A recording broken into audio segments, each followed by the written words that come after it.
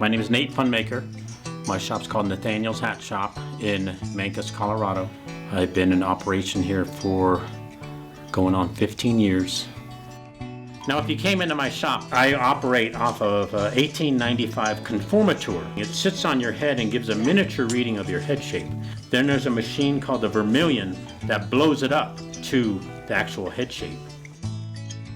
I have what's called a blocker machine, and it's just a press, but it's pushed by steam. All of my equipment here is pushed by steam.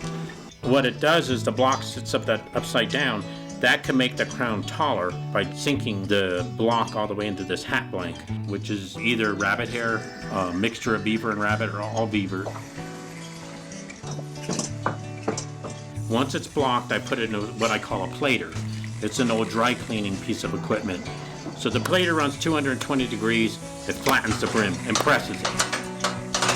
So once that hat body, now you have to think of it as the brim's flat, the crown's open, the band block sits in there. People look at my shapes and they go, how do you get to that point? You hand shape it.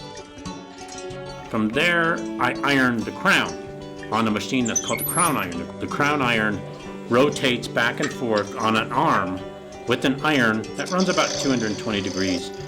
What that did then was it cured that crown height to the specific crown height we want. Now, while I'm ironing the brim by hand, I'm ironing a specific head shape into this hat.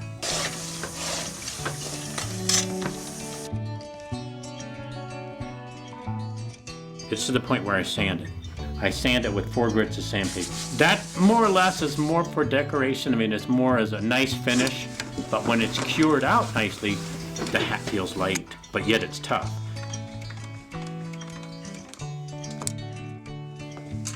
I don't know how many times I've heard it.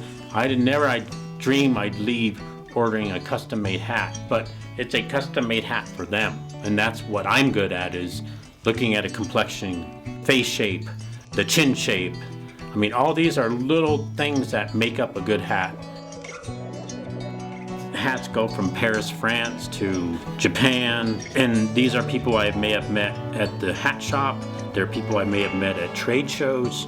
So I think when people come in and see a hat from me, it's not just a hat. To me, it's got to be tailored for the individual.